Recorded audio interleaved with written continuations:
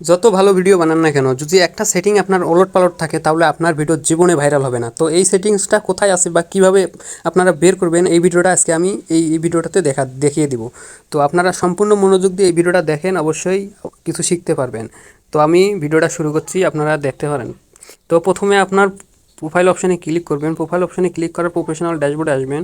Professional ড্যাশবোর্ডে আসার পর এখানে নিচে দেখতে পারবেন যে সেটিং আইকন, এই যে সেটিং আইকন, এই সেটিং আইকনে ঢুকবেন। ঢোকার পর নিচে একটু স্ক্রল ডাউন করবেন। স্ক্রল ডাউন করার পর দেখবেন পেজ সেটআপ অপশনে গিয়ে এখানে দেখবেন পেজ টাইপে গিয়ে দেখবেন আপনার এখানে কি অপশনটা আছে। এখানে যদি বিজনেস আপনার দেওয়া থাকে তাহলে আপনারা ক্রিয়েটর দিয়ে নেক্সট করবেন। তো নেক্সট করার পর কনফার্ম করবেন। তো এটা যদি না করা থাকে আপনার ভিডিও জীবনে ভাইরাল হবে না ভাই, আমি গ্যারান্টি দিয়ে বলতে পারতেছি। তো এইরকম করে আপনারা প্রোফাইলের পেজ সেটআপে গিয়ে আপনারা ক্রিয়েটর লিখে সেভ দিবেন, না হলে আপনার ভিডিও কখনোই অন্যের কাছে পৌঁছাবে না, আর কখনোই মনিটাইজেশনও পাবেন না।